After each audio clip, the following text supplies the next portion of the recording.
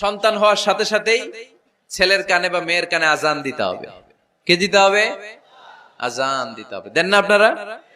দিবেন নাকি ইমাম সাহেব হুজুর আসবে তারপরে দিবে বসে থাকেন?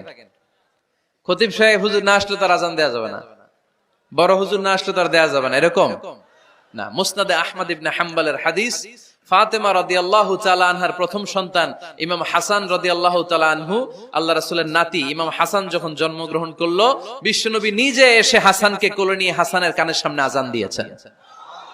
আযানা রাসূলুল্লাহি সাল্লাল্লাহু আলাইহি ওয়াসাল্লাম আলা উযুনাইল হাসান হিনামা ওয়ালাদাতহু ফাতিমাতু বিসসালাহ।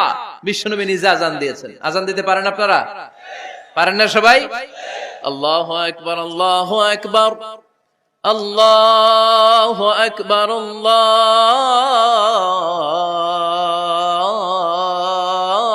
আল্লাহু আকবার। পারেন না আজান দিতে? নিজের ছেলের কানের সামনে নিজে আজান দিবেন।